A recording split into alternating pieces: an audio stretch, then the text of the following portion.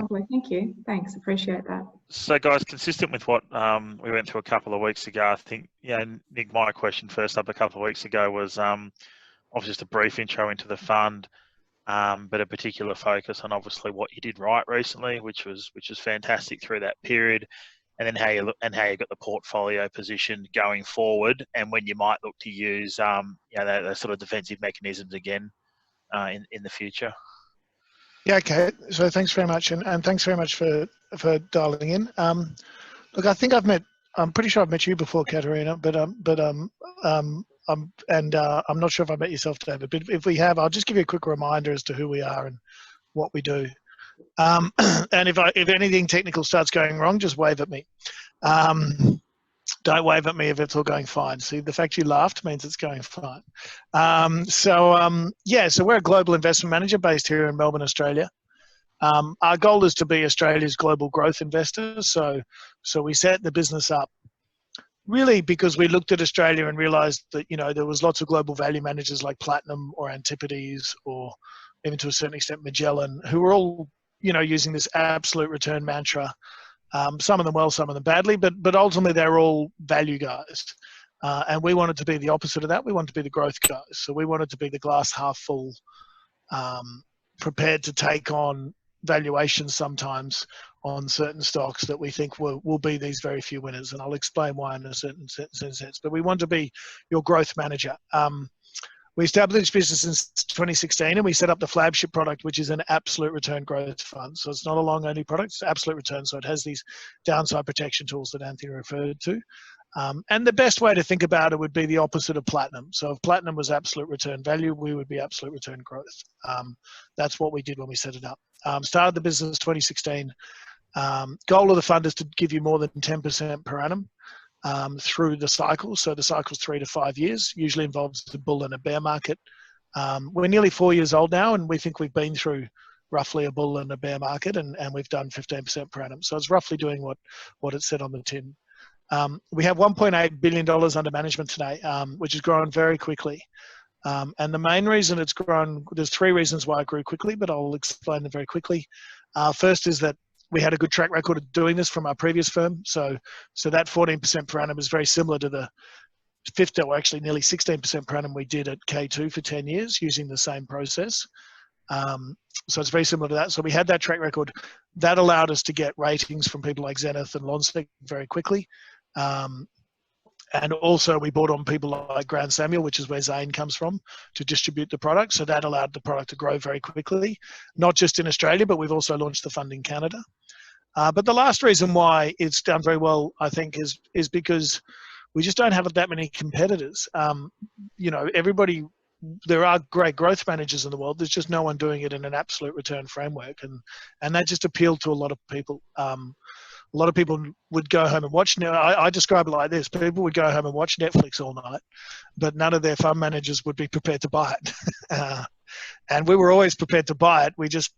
We provided it with that downside protection, which made people feel more comfortable about what we're doing, I think. The world's moved on a bit in 4 years. I think people are now happy to own growth in a pure long-only strategy as well. So we've launched that product as well, just to be clear. But ultimately, just want to be your global growth manager, and we want to fill that hole in your portfolio. What do we mean by growth? Just really quickly, what we mean is that earnings growth drives the stock prices. So we just think equities is a game of earnings growth. Companies that grow their earnings over time, their share price generally goes up. Sustained earnings growth worth more than cyclical earnings growth. Market always misprices growth and its sustainability. So 2 slides. I've actually been showing the same 2 companies since day one. This is the share price of Bank of America and its 12-month forward rolling earnings per share expectations. The share market price of MasterCard and its 12-month forward rolling earnings per share expectations. All we've saying and all we've said since day one is we just don't have a lot of value to add here. It's a GDP company. It goes up and down with GDP. We don't really know where GDP is going, or our view is as good as someone else's. And so there's no value to add here. What we wanted to really focus on is the structural situations. Because not only do we think they work for long periods of time, there's this fascinating trick at the moment where the market just can't price it in. So even though everyone knows about the MasterCard story for years now, they can't price it in because the market always misprices growth and its sustainability. the other reason why we really focus on this stuff is because we just think it's all that really matters. So I would argue the equity market is horribly overanalyzed. Sorry, Nigel, just sorry, can I interrupt? Why do you think the market struggles to value it properly as far as structural growth concerned, structural growth? Yeah, and it's actually what I'm about to get onto here. It's because the market believes in mean reversion. Yet when I walk around the street, I don't see mean reversion anyway. Yeah. And I don't, people just seem to think the world stands still and that autos will go down and come up, and that, that our banks will be here and then they'll be here. But that's just not how the world actually is. Yep. And it comes back to this key point that I'd argue here is that the equity market is just horribly overanalyzed, and people try to compare value and growth indices. They try to compare sectors versus sectors, and it's just not what the world actually is. The equity market is a game of very few winners and lots of losers. It's as simple as that. There's thousands of studies out there you can look at that will tell you this, is that equities, as in business, as in life, is a game of very, very few winners. And so what happens is, what I'm showing you on the right here is just a study that appeared in the Journal of Financial Economics. But ultimately, this guy looked at every single company that ever listed on the United States over 90 years, which ended up being 25,300 companies. And he said, what would happen if you bought and held every single one of them? And what happens is more than 14,000 of them go to zero. So more than half of every company that lists goes to zero. That's what the statistics say. The second thing is he discovered was the next 8,000 only make enough money to offset what the other 14,000 lose. And statistically, less than 5% of every company that lists creates all the value. And it gets even worse. If you just take the top 50 of those 25,300, they make up 40% of the value of the market over 90 years. So this is this game of very few winners and lots of losers. And so what you're looking at here is these top 50, or a selection of them, plotted over time. So that's your life in months, and that's your annualized return. And so what you can see is it's dominated clearly in the short term by these big digital winners here, being Amazon, Facebook, Google, because that's the big structural change of our lifetime. But what we try to implore on people is, if you look back over time, it's always a structural change that creates these companies. They were always renegades at the time that ended up becoming great, whether that's Home Depot and big box retailing, or Walmart and big box retailing, or Apple when they launched smartphones that nobody owned, or McDonald's and quick service restaurants, or Disney and entertainment. And even on the far right over here, you'll see things like Altria in cigarettes, or Boeing in aerospace. These were all big structural changes that occurred, and to the victors went the spoils. And so your job as an equity investor, or your job as a growth equity investor particularly, is to sit there and look and try and hypothesize as to how this chart will look over the next 10, 20, 30 years, and which companies are going to start appearing in this top left-hand corner. And so our entire process is devoted to trying to solve that problem, because if we solve that problem, we'll generate returns for our clients. And the rest of it, honestly, like, it matters in the short term, but it's just noise in the medium term. The other simple way to think about this for Australian investors, because Australian investors struggle with this a bit, is and it's an analogy I like to use. You could have spent 20 years in Australia trying to work out what interest rates were going to do, what the economy was going to do, who was going to win the election, what was going to happen with regulation, whether we were going to accelerate growth this year or slow growth. Or you could have just worked out that blood plasma would be a good way of solving diseases over the medium term. And that CSL had a very strong position in this market, and you would have been fine. And it's now the biggest company in Australia. And that's all you had to work out. You could have done the same thing to a certain extent with Macquarie. You could have done the same thing with, smaller companies like A2, etc. So it's really about finding those big structural shifts and those big winners that will actually, in our view, generate the returns that you're looking for over a long time frame. And so we just set up the whole team and the whole process to do that. So we spent 14 years doing a lot of meetings a year. As you can see on the right, we have a lot of fun doing it. We're not ashamed to say that. You get to go meet some great companies, meet some great people. We really try to drill down on just these. We have 21 structural areas of interest. We're not invested in all of them at the time. At the moment, we're only invested in 7 of them. But these are areas where it's a good place to look for these great winners. And we have a stock universe of less than 1,000 stocks.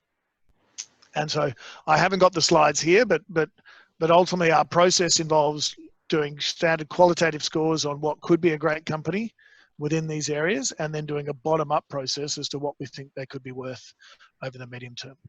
And so for a stock to get in our fund, it has to be able to double within 5 years. We're just not that interested in finding things that can't double within 5 years. And then we just use rigorous stop losses to really eradicate the mistakes, or to realize, you know, when we bought BlackBerry instead of Apple, or when we bought eBay instead of Amazon, and try to really work your way towards those very few winners. That's what we're trying to do. So that's really a short introduction, and happy to go into more detail there if you want, but maybe now just best to talk about the fund. So as I said, we run the Absolute Return Fund, which has got $1.4 billion in it today across Canada and Australia. And this is our flagship product. So this is where we're a little bit different. And I'll talk about in a second, but we do also run long-only products, but you shouldn't compare our Absolute Return Fund. I mean, you can, but it is not the same as a long-only product. It doesn't have to be invested all the time. It's not always unhedged the currency. It can do things on the downside. And so the best way to think about our Absolute Return Fund is like this. This is a slide that helps you understand how it works. So in the white is what every company, every fund manager in the world does, and we do it as well, which is you've got an investment team, follows an investment process that I just showed you the short form of, but I'm happy to show you a longer version, that does active research and picks stocks with very high conviction. We happen to be a growth equity manager. Some people are value managers. So that's what we do, and everyone else does that.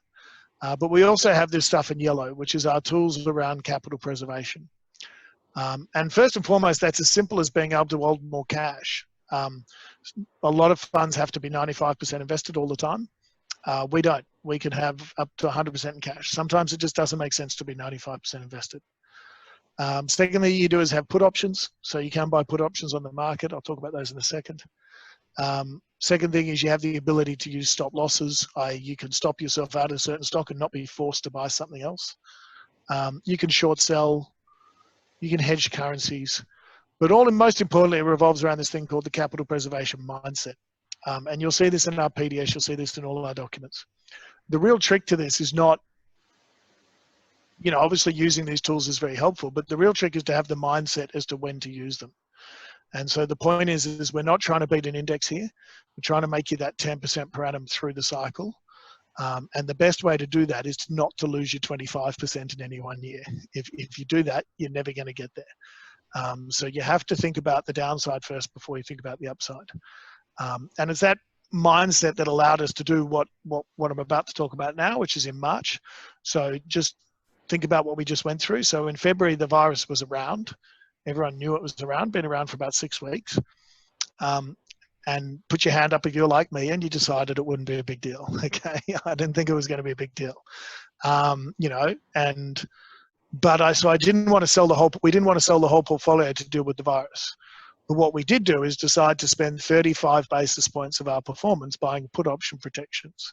So we knew we'd know within 6 weeks whether it was an issue or not. So we just spent some of that upside to protect the downside. Now, a relative return manager won't do that because he's just burning 35 basis points of his relative returns. That is all he cares about. But for us, it's a very simple decision because we're just burning some of the upside spending some of the upside to protect the downside. It makes perfect sense to do it. And it's that mindset that allows you to think through these capital protection tools because you're not trying to beat the index. Don't worry about the index. Just worry about making that 10% number. If you do that, clients will be happy. And if you do that, hopefully, you'll beat the market as well. And so what I'm showing you now is just in the March quarter how some of those tools can help you out. Now, the March quarter is a good example because obviously they worked for us. They don't always work every quarter, but in this one they did. And they worked very well. So as you're familiar with, the market fell 20%. On the far right, you can see that our fund, the index fell 20%. The currency was quite weak, which meant the actual index was only down 10. On the far right is our fund that was positive in local terms. We also picked up the currency, but not all of it because we weren't 100% unhedged for a 7.6% return. To show that in a bit more detail, so now I'm just showing you the fund return. It wasn't because we picked great stocks. You know, our stocks went down as well. They went down 12%.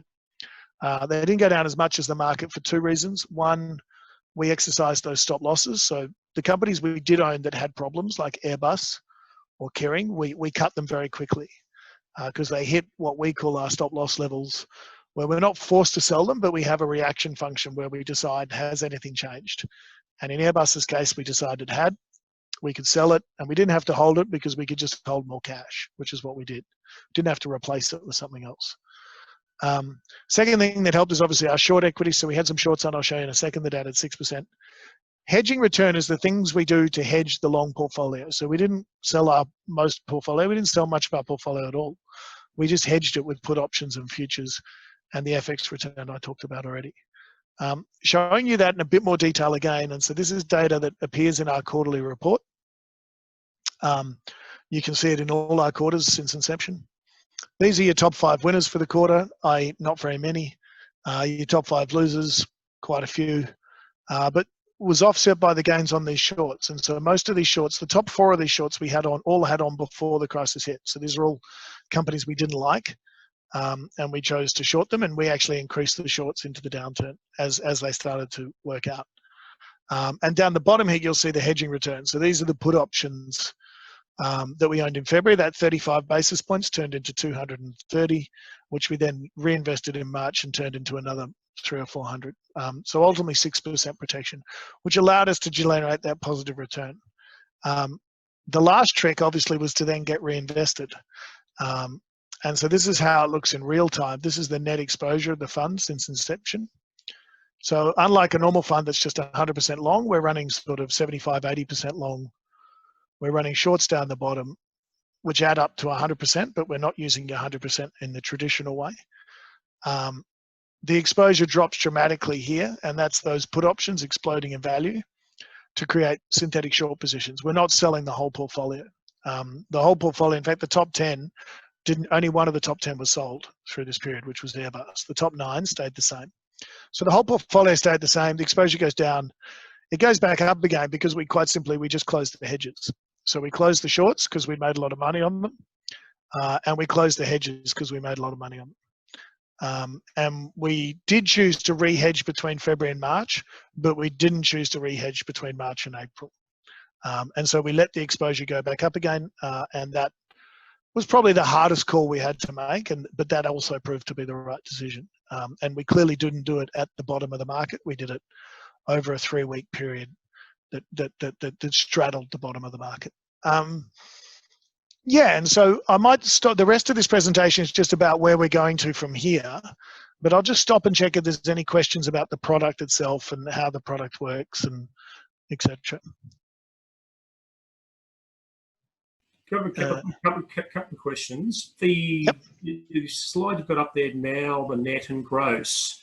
I'm just sort of a little bit confused. Intuitively, I would have thought the net exposure would be your gross less your shorts, or as in that bottom line should be the spread between the two. That's about right. But yeah. It adds on top of itself. So remember, the short gets double counted in the net. Okay, so put it a different way. If you're 100% long and 15% short, then your gross is 115 and your net is 85. Oh, okay, right. Because the 15 when you're short comes back in cash. Yeah, understand. And so it looks like cash. People think it's cash, but it's not. It's just money. You are actually invested. Yeah, okay. And the other question I had relates to the process around identifying your stop loss level. So how do you go through, so you mentioned Boeing before as an example, but obviously, and part of your rigorous, your capital prevention, capital preservation piece was really about stop loss. So what's the process around that for particular stocks? Yeah, so this has worked well for us for 15 years, and we actually got it from our previous firm. And it's really just a way of identifying, have you made a mistake? So what we do is we take predefined points. So for us, it's 20% from peak or from cost. So if a company falls 20% from peak or from cost, it's subject to a review. Yep. And that review happens with the whole investment team, who are all partners in the business. And sorry, I didn't mention this at the start, but we are a partnership. We own our own business. We own 75% of the outcome of our business. And so importantly, everyone is encouraged to speak up when these meetings happen because their children's school fees are riding on it, quite frankly. And so when that meeting happens, we discuss, has anything materially changed for this company? And in Airbus, in this case, it was pretty simple to work out where things had materially changed. No, so it was just more. It was really the 20% number, as in 20% for people cost. But sometimes it's harder, right? But in this case, it was reasonably easy. We just stepped to the sidelines. You know, we like Airbus and Boeing a lot, but let's just step to the sidelines and see what happens. But importantly, Amazon also triggered through that period. And we looked at Amazon and said, no, Amazon shouldn't be triggering. In fact, if anything, Amazon should be up here. And so we chose not to sell it. So we can choose to sell or not sell. It's a reaction function. Another good example of when it happens is, so when we were buying smartphone, and I'll talk about this in a bit, but when we're buying smartphone companies, you know, years ago, you know, you could have chosen BlackBerry, or you could have chosen HTC, or you could have chosen Motorola. In fact, Apple was the least likely to win when we first started looking at that. And what the stop loss helps you to realize, it helps you realize you picked the wrong horse. You're in the right area, but you picked the wrong stock. And it helps you stop out of that company and work your way towards those very few winners. So there's two ways of using stops. There's the one way, which is a straight, world's gone to hell in a handbasket and we need to start protecting capital here. Our IP is telling us we've got a problem. The other option is like, have we got the right company here, or is there something we're missing? And go away and have another look. And so that's how they work very well for us. Okay. Nick, has your process changed at all since moving from K2? No. No. Okay. Right. Wow. In short, no. If anything, we've just got more people to help with it, quite frankly. So when it started K2, it was just me. And then I haven't got the team here, but then James joined us and then Kieran joined us. So we had 3 people and we now have 6 people working on it. But at our peak in K2, we had 3 people on the process. But the process is exactly the same. We've got more grunt behind it than we used to. Thanks. Okay, so where do we go from here?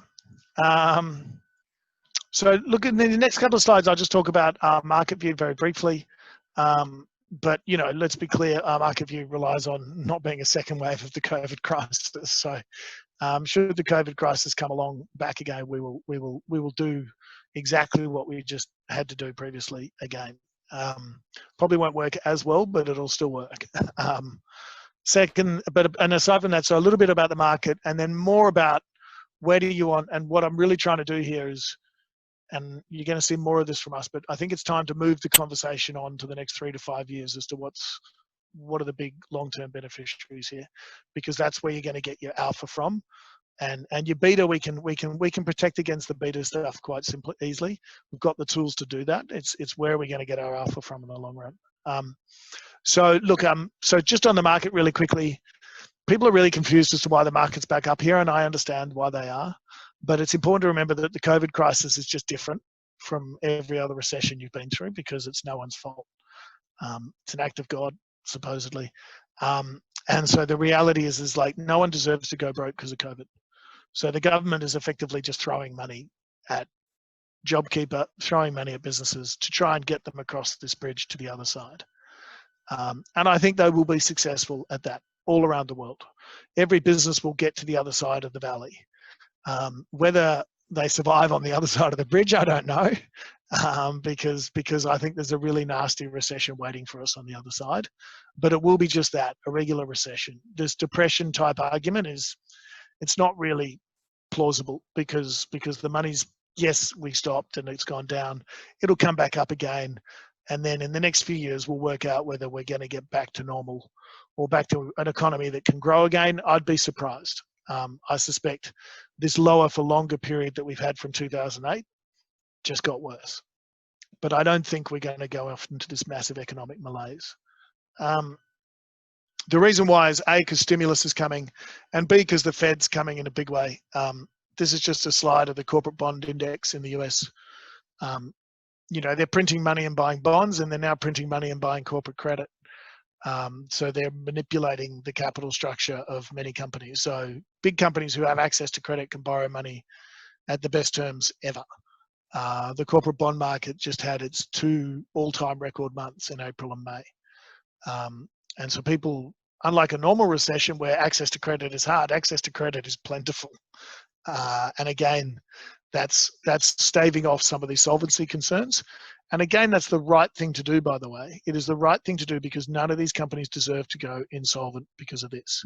Now, in a year or two's time, if they go insolvent, that's fine. But right now, no one deserves to go insolvent, so give them access to the credit markets. So that is, of course, obviously inflating things also. Last thing I'd just say is that the S&P 500 is not really the economy. Never has been, never will be. And it's worse today in 2020. So these are the top 10 2008. These are the top 10 in 2020. You'd have to go a long way. You can go through the top 20 companies, which make up nearly 40% of the index. You'd really struggle to find a company that's worse off in a post-COVID world. In fact, most companies are better off. And the reason why is because COVID, it really affects small businesses. It affects people who haven't got balance sheets. It affects people who can't access credit. And that's all the small businesses. And so they're the guys who will struggle to survive on the other side of the bridge. Unfortunately, the big companies who can access credit and who can access some of those Fed issues and have balance sheets will obviously take share from the smaller companies over time. And that was already happening before COVID. It's just now happening at a faster rate. That's going to come with some social issues, definitely. And that's something you need to be wary of. But it's something that I don't think is an issue for 2020 or even 2021. But at some point in the future, taxes or something's going to have to go up to allow redistribution to work better than it is obviously working right now. Taking all that aside, this is what our job is to find these S-curve type situations. I'm showing you this one because it's one that everybody knows. But as I said, post-2008, the economy's sort of gone nowhere, and it's probably going to keep going nowhere. This is the mobile phone market. This is what we're looking for as a growth manager. And I'm just showing you the mobile phone market, but I could show you lots of others. This is the amount of phones you used to sell in 2008. It's 1.6 billion. The amount of phones you sold in 2018, 1.7 billion. So phones don't grow. You buy a new phone every 2 years, pretty much. But along came smartphones in 2008 from a 10% share. They went to an 80% share. You got this S-curve type situation that we're looking for. This is what we look for all the time as a growth manager. And Apple, who proved to be the winner here, was 50 billion in market cap here. And here it's 1.2 trillion. And it happens no matter what. It happens whether Europe goes broke. It happens whether North Korea fires nuclear missiles. It happens whether Donald Trump gets elected. It happens whether the Fed raises rates. It happens whether the Fed cuts rates. It just happens. Nick, in here was... Sorry to cut you off. How quickly can you actually identify these companies via the S-curve? Because it looks like from between 2015, you're pretty much at that market share. So when do you identify that? Do you identify it in 2008? 2010, we bought Apple, we bought BlackBerry, we bought HTC. Those were our 3 winners. 2 of them stopped out under our trigger rules. We rolled them all into Apple. Apple became our 3rd best stock of all time. And we sold them all here in 2016, which proved to be a mistake because it's since gone on with it. But yes, the answer is what I'm about to show you is the job is to identify them very early. That is the trick that we're playing here. But these are the S-curves you're trying to find. There's always only a few winners. In this case, it was Apple and Samsung. And don't forget who's in this big blue line here is Nokia, Ericsson, Motorola, Palm Pilot, HTC, the list goes on. So that's what we're trying to do. These are the S-curves we've been following for the best part of 5 or 6 years now, in some cases 10 years. And many of them haven't even really got going yet. And so if you look at e-commerce has gone from 2% of all sales in global, this is US retail sales actually for e-commerce, in 1999 to about 18% today. This is a big structural trend that we think can continue all the way to 40%. Amazon and Alibaba are clearly the big winners. What we find interesting in a post-COVID world, every single one of these is actually accelerating, not decelerating. And so Amazon's, it took 20 years to get to 20% of e-commerce. In the first 5, or less than 20%, 18% of the share of all commerce. The first 5 months of 2020, it's moved to 25%. So it's added 7% of share in just 5 months, which would otherwise taken 6 years. So 6 years of e-commerce growth has come forward in the space of 5 months. Cash to card. So I showed this one at the start. So digital payments, we used to be 65% cash, 35% card. So this has been obvious for years. The market still can't price it in for some reason. We're now at 60% card, 40% cash. At that rate, this is a slide I built in February. At that rate, we would have expected cash to disappear sometime in the next 10 to 15 years. Cash is probably going to disappear in the next 3 years because of COVID. Cloud computing, exactly the same. So cloud computing, something we cottoned onto sort of 2012, 2013 was when we first started investing in Amazon and first started buying things like Salesforce, accelerating at a very rapid rate. And, the Zoom call is a classic example. These are the companies we're invested in each one. Digital payments, we've got the big ones plus a couple of small ones. Digital enterprise is really Microsoft and some of these smaller SaaS names like ServiceNow, Free, Adobe. E-commerce is just the big ones. Digital advertising, it's the big ones plus a couple of smaller ones. But from our point of view, every single one of these structural trends we've been following for years, they all just accelerated. And I think the market's massively underestimating this. And so from our point of view, as the next couple of quarter results come in, you're going to see a really strong acceleration from these companies. And what everyone misses is the network effects around them mean that they get much bigger than what you think. Zoom is a classic example. So Zoom is a 50 billion market cap company today that makes no money. But no one on this call can tell me whether 50 billion is the right market cap for it. Because if Zoom becomes the way we all communicate over the next 3 to 5 years, then 50 billion is going to end up being cheap. Yep. Those are just a couple of the S-curves we're following. The other areas outside of tech, we really like healthcare. So things like diagnostics, biologics, the shift to large molecule drugs, the shift to mRNA vaccines, which is part of how you solve the vaccine situation. We also like semiconductors a lot. Semiconductors, we think you're effectively moving into a sandstorm of semiconductor demand as you connect 5G with the Internet of Things, and then just think about the AI or the artificial intelligence that's going to process all that data to create meaningful outcomes for you. The best weapons manufacturer in this war is semiconductors. None of these stocks are very expensive. People think they're cyclical. It's not structural. So we like those a lot as well. Last area that's right at the start of your S-curve, so coming back to your question, Katerina, is the one that's clearly at the start of the S-curve is electric cars. They make up 2% of all cars today.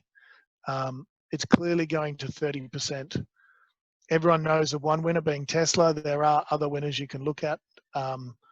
Obviously, you have to pay a lot for these winners on a multiple basis today, which makes it hard. But if you do the right analysis and you think about what the opportunity is over 10 years, you can come up with price targets on these companies. You can come up with levels that you're happy to own them at, where the risk reward is in your favor. Last area I'd flag is just renewable energy. Clearly fossil fuels are gone, I'm afraid. The question is only the time, how long it takes and how quickly we can replace them. And so all we're doing is spending time trying to work out who are the winners in that replacement trade, and has the market priced too much in, or have they not priced in enough? But in every single one of these S-curve situations, and I would stress it again, generally it accelerates faster than you think. And generally the market's pricing in mean reversion that doesn't actually happen. And our job, as I said right at the start, is to drill down and find these areas and to find these winners. I'll come back to that one. So in terms of our longs, these are the areas we're focused on. So rather than split your fund by region or by sector, just really drill down on these bets. Digital enterprise is the biggest area in the fund today, makes up 17%. 6 companies, Microsoft's the biggest. But we also have Salesforce, ServiceNow, Atlassian, Viva Systems, Free. Some of those you've heard of, some of them you haven't. And it's meant to be that way. Digital payments, there's the big three being PayPal, Visa, MasterCard, but also some merchant acquirers. E-commerce is just the big two, Alibaba and Amazon. We really have just felt that it's better just to take them in much bigger size than it is to try and find smaller ones at the moment. Internet disruption is Google and Facebook, but it's also things like the Trade Desk. It's like Rightmove in the UK, we quite like. Innovative Health is 12% of the fund. So this is Danaher, who we think is probably the best play for how we solve this virus in terms of all the infrastructure that needs to be built. Things like Thermo Fisher, which is the best play on testing. Things like Abbott Labs, which is the best play on medical devices in our opinion. And things like Lonza in Switzerland, which is a producer. And High Performance Computing is this semiconductor company. So this is ASML, TSMC, NVIDIA. And lastly, Climate. Climate is Ørsted in Denmark. EDP, we are looking at other things. In terms of areas that would get bigger over the next few months, I suspect climate's going to get bigger and health's going to get bigger. We really did double down on these tech areas at the lows. It was the obvious thing to do. And now, you know, we sort of need to maybe make the fund a little bit more diverse than what it is today. It's very focused today on these digital winners, but over time it will become more diverse again. It was more diverse going into this. It was just so obvious at the lows to double down on the digital guys. Things we're avoiding. So we were short energy. We were short media, traditional media. We've closed a lot of those shorts, though we do have just a little bit still in traditional media. So these are advertising agencies like Dentsu and Publicis. We are still short autos. The top line of the areas that we'd still be happy to short. And then this is really just a function of the big business, small business thing, which is unfortunately the small businesses are probably not going to make it, or a lot of them. And that's all going to end up back at a bank. So banks are really, I think, pretty much dead money for a while. I can see why people are buying them for a trade, but I think they're dead money for quite a long time. As with the restaurants, as with the autos, because you'd have franchisees here and you have dealer groups here. And so ultimately they will not be able to go on. It'll be in the interest of the major company to keep them going on, so they'll have to find a way to prop them up. Look, last couple of slides, that's the fund as you would see it in the monthly or the quarterly. Only thing to be wary of here is, you know, obviously it is focused on the United States, but that's only because the companies we like are there. If they happen to be listed somewhere else, we'd buy them somewhere else. You'll see exposure is quite high. That's come down a bit since then. And the delta adjusted exposure below is lower because that's because we own put options. We have bought more put options since then. So it's roughly 85 today. And we own a lot more put options today than we did a few weeks ago, just because if the second wave's coming, it's coming in the next 3 weeks. Because if you take Memorial Day and the protests in the US, sometime in the next 4 to 6 weeks, it's set up very much the same as February. If it's coming soon. Nick, sorry, you go. Yeah, just a question on the current slide you have in the front there. So the currency exposure, yes, looking like that, it's predominantly the US, and I understand obviously the fact that most of your companies you're investing in are going to be orientated or domiciled in the US. What is the view on, or how do you manage currency as an asset class, but as a consequence of the exposures, or do you basically say that's for the end investor to worry about? Yes, a great question, and thank you. I was just about to get to it. So our job is to make you 10% per annum through the cycles. That's what we're trying to do. Our best effort to do that is to get it by picking good stocks. It's what we spent most of it talking about today. So in a perfect world, I'd actually just hedge the whole currency out. Yeah. But in Australia, the currency has this unique characteristics that it generally falls when the market falls. And so it makes sense to run some US dollars.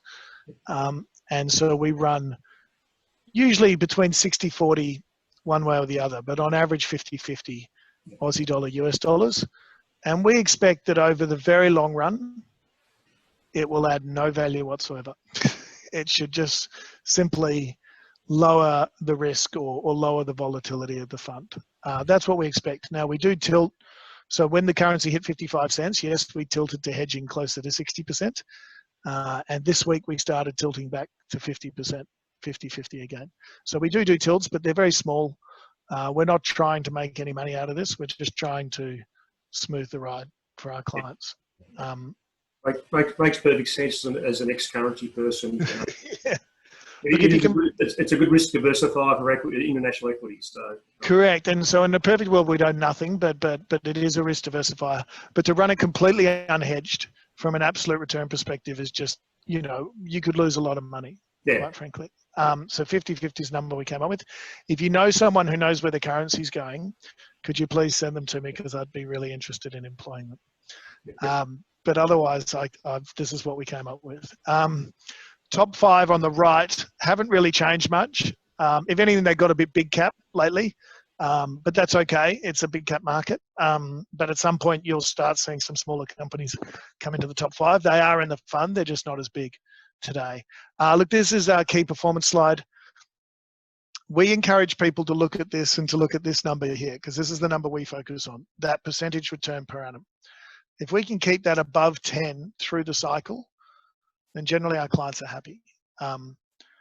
You compare us with the market today, it looks good. If you looked at it a year ago, it probably wouldn't have looked as good. But we were nearing the end of the cycle, so we weren't keeping up with the market right at the end there. But obviously that came back to pay us back in spades at this point in time, because we just were getting a little bit more conservative at the end. Ultimately, if we keep that above 10, everyone's happy. The betas should be lower than the market. It's 0.5 at the moment. It should be closer to 0.7, but it's 0.5 at the moment. But 0.7 is our average over 15 years, and that's what you should think about from a risk perspective. So every company you invest in generally has a beta above 1, but the fund has a beta below 1. And the reason why the fund has a beta below 1 is because of these things like currency and put options and other things that we can use to help smooth the downside. And that's it. The rest is everything's on the website actually. So don't be afraid to, we're very transparent about what we're doing. We're very transparent. If you choose to invest in your clients, want to see what we're up to, there's lots of videos and stuff where we talk about what we're doing. We're happy to take people on that journey with us. And also just to flag, there is the long only product available, which is new. It's only about 6 months old, but it is available. And it's just the same investments without any of the downside tools. And 100% unhedged all the time, like any other long equity mandate. And look, the reason why we launched the 2 funds is we just realized that we couldn't be all things to all people. We had people complaining about, relative performance when the market's up 26% for the year, and you're only up 6% less than that or something, and they're complaining, and I understand why they're complaining, but they're probably in the wrong product here. So have our relative return product, because the absolute return products is just trying to hit that per annum number. And so that's why we launched the 2, and you guys are smart enough to know what's most suitable for your clients. So if I could ask a question on that point, also, the difference of 2 funds, I mean, obviously you essentially have the same investment process for the 2 funds, other than the risk diversifiers and the capital preservation focus. One is looking at that as a genuine growth manager. The other part is just got the other levers to pull.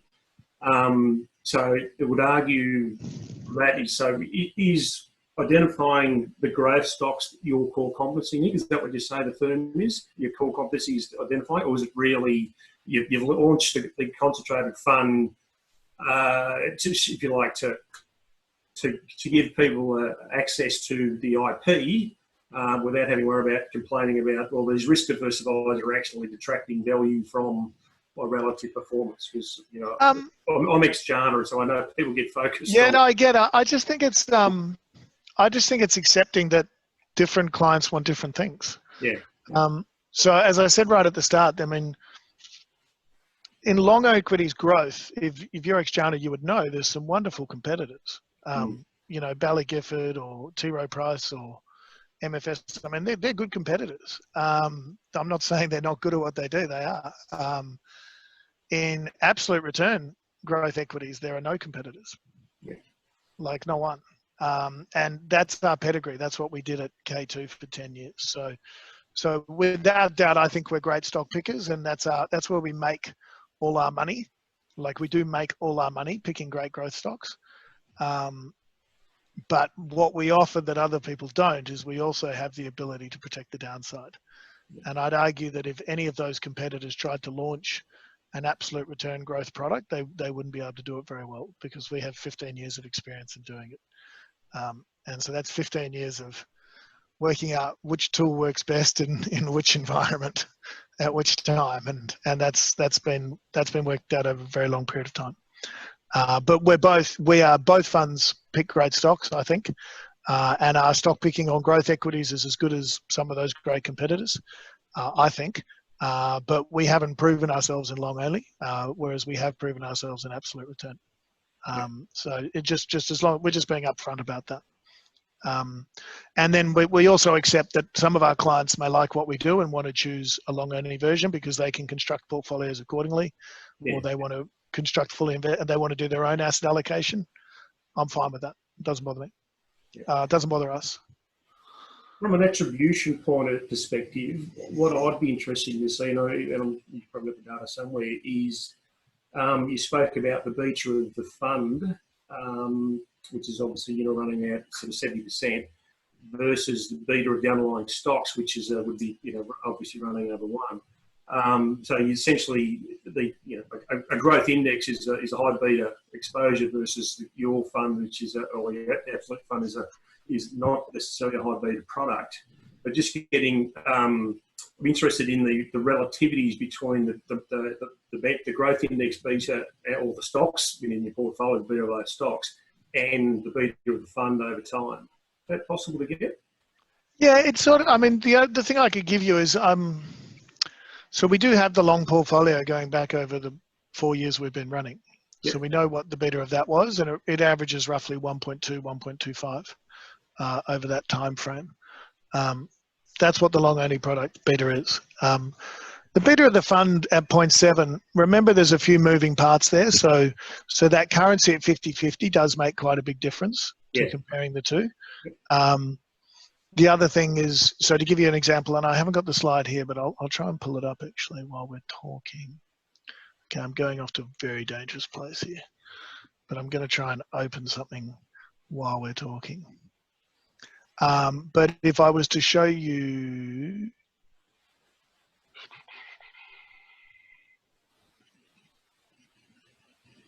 it'll be in here. There we go. Oh no, it's been renamed or deleted. If I took the 70% we've made since inception, and I'm going to try and do this while we're talking. Marketing. Bear with me. If I took the 70% we've made since inception,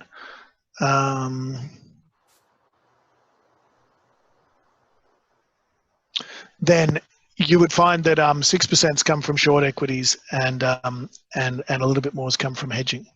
Okay. So I'll split out for you. Here it is. Since I went to the trouble to open it. Oh, you are kidding. There it is. Okay, so this is the split by the tools that we have available. So the fund's done, this was at the end of March. The fund's done 58. There's been another 10% added since then. Index done 42. We've done 45 on the long, 6 on FX and interest, 5 on short, and 2 on option hedging. Now, the big delta between us and the index is actually FX at that point in time, because at the end of March, the index actually had nearly 12%, more than double that on currency. Yeah, okay, yep. And so that could explain some of the beta difference, but really it's this one and this one that allow, that take, if you assume that's beta 1.25, then it's the other 3 that are lowering the beta below, and the cash that we run. Yeah, which is always a drag, beta drag on any manager. Which is a drag, yes. Is a drag if we over a long period of time. The only other stat I could give you is the annualized return of the fund since over the last 3.5 years is 15%. The annualized return of the long only product up until literally end of last month, and let's be clear, it's been a pretty good bull market, is just under 3% better. Yeah. Okay. So that's another stat I could give you. And the reason why it's 3% better is mainly currency. About half of that's currency, and the other half is just that cash drag. Yeah. Those are the main issues that are part of the drag. Now, I would argue it's up to you to decide if you think there's, the market's going to be as good for a long period of time, or they're going to be more volatile, or the currency's probably not going to add as much going forward. And then you choose which one you're most interested in. But our job is to make sure they reflect our core stock ideas as well as they can, and they both do at all the time is our core stock ideas, and so the performance differential between them shouldn't be that much. But if we went into a 1999 style crash or a 2008 style crash, the performance differential between them will be quite a lot. Yeah.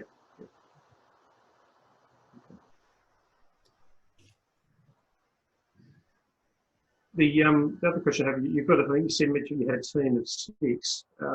How do you get across, I suppose, all these, look at your areas of interest before, Nick? I mean, I'd be lucky to be across one of those. How do your team get sufficiently knowledgeable across those respective areas of interest such that you've got comfort that you're ultimately paying like they're the right areas of interest, and then there's obviously the stocks within them?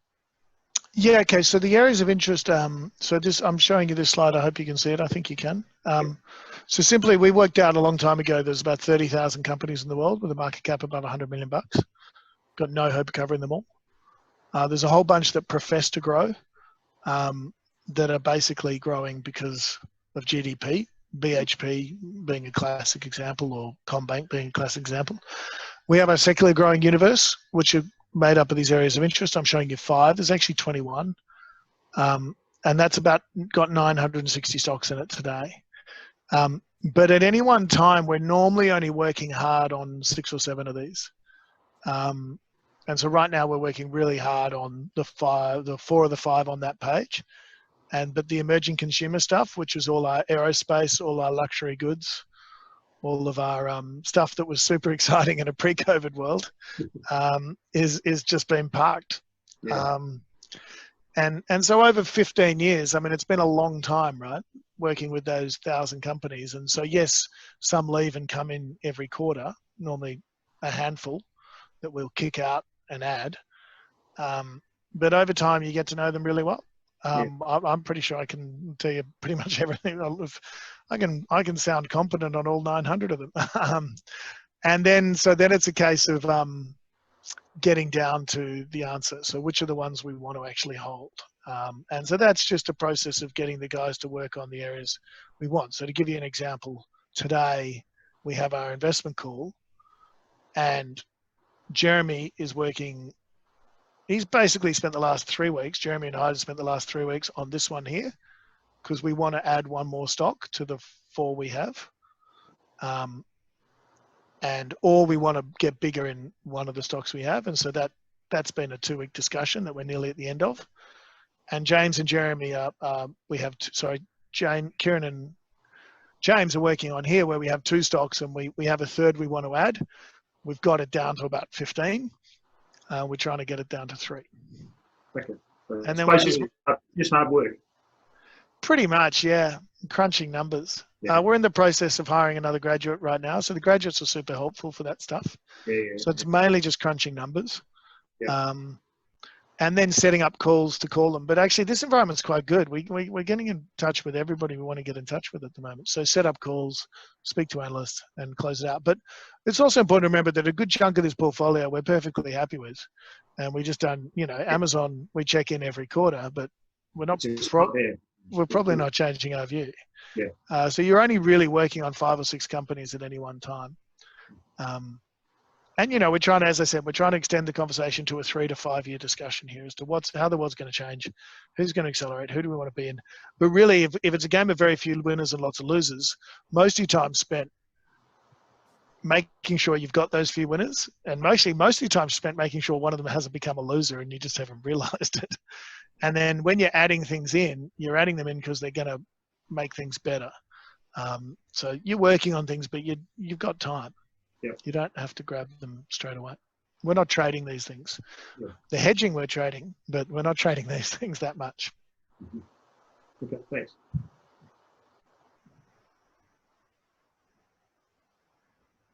I've got nothing more from my end. Kat, you got anything? No, no, excellent summation. Thanks, Nick. That's great. No, well, like I said, I think the key thing you should think about is just as do you have growth managers, and if you have growth managers, do you want us as a growth manager? And then last thing is which form do you want as a growth manager? But one we're unique. The other one we are part of a group of other good growth managers. But ultimately we want to be your growth manager. And yeah, please use the website because it's super transparent. And we're very open about the stuff we're looking at, what we're doing. Yeah, no, I definitely, I mean, in terms of all of your thematics in digital enterprise and digital payments and health and the like, I think you're definitely focusing on the areas we would love to have a manager focus on, because that's definitely going to be those companies that springboard off of a, COVID environment.